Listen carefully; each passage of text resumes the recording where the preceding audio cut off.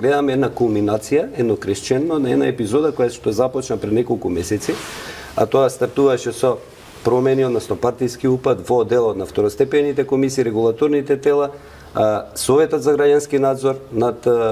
следењето на комуникациите и денеска ја гледаме кулминацијата со класичен партиско-политички упад во рамките на правосудството и на овој начин ние нема да вратиме довербата. Ние подадовме рака како политичка партија, повикавме сите заедно, политичките партии, парламентарни, исто така Фелата, Академијата и сите оние кои се стручни да седнат на маса, да направат систем кој ќе ја врати довербата во правосудството. Таквиот систем значи дека ќе ги задржиме најдобрите, најквалитетните, оние со најсилен интегритет кои ги имаме во правосудството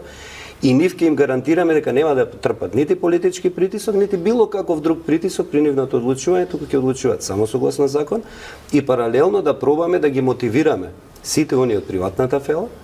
да служат и да работат за државата. На тој начин ќе вратиме довербата во правосудството и на тој начин мислам дека ние треба да покажеме една друга слика, а тоа е дека знаеме да се надминеме самите себе и да знаеме да смениме нашиот менталитет, особено при практицирање на власт. Затоа сметам дека многу поинаков пристап требаше да има генерално владата, да обезбеди максимум поддршка не само од политичките партии. Имаме академија, имаме стручни луѓе во државата.